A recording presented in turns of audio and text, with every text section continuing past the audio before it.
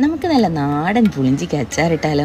Clean ചെയ്ത് cut ചെയ്ത പുളിഞ്ചിക്ക ഒരു പാത്രത്തിലാക്കി അതിലേക്ക് ചൂടുവെള്ളം ഒഴിച്ചത് നമ്മുടെ തുമ്പിക്കുട്ടി ഇങ്ങനെ ഇളക്കി കൊടുക്കുകയാണ്. ഇതിൻ്റെ ഒരു പച്ചപ്പ് മാറിക്കിട്ടാൻ വേണ്ടിയാണ് നമ്മളിങ്ങനെ ചെയ്യുന്നത്. അതിനുശേഷം ആ വെള്ളമെല്ലാം വാർത്ത് കളഞ്ഞ് ഒരു പാനിലേക്ക് പകുതി പുളിഞ്ചിക്ക നമ്മൾ സെറ്റ് ചെയ്തു. അതിൻ്റെ പുറത്ത് കായപ്പൊടിയും ഉപ്പും മുളകും ചേർത്ത് അതിന് മുകളിൽ വീണ്ടും നമ്മൾ ബാലൻസ് വന്ന പുളിഞ്ചിക്ക ചേർത്ത് കൊടുത്തു. ഇത് തന്നെ നമ്മൾ വീണ്ടും റിപ്പീറ്റ് ചെയ്യുകയാണ്.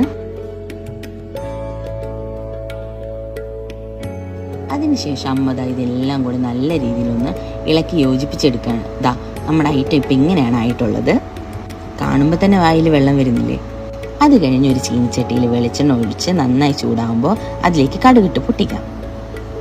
കടുകൊക്കെ പൊട്ടിക്കഴിഞ്ഞ് അതിലേക്ക് കറിവേപ്പില കൂടി ഇട്ട് നല്ല രീതിയിലൊന്ന് പൊട്ടിച്ച് നമുക്ക് നമ്മൾ റെഡിയാക്കിയ പുളിഞ്ചിക്കയുടെ പുറത്തേക്ക് ഇങ്ങനെ ഒഴിച്ചു കൊടുക്കാം. നല്ല രീതിയിൽ ഇളക്കി യോജിപ്പിച്ച് കഴിയുമ്പോൾ നമ്മുടെ നാടൻ പുളിഞ്ചിക്ക അച്ചാർ റെഡിയായി. അപ്പോൾ എല്ലാവരും ട്രൈ ചെയ്യുക.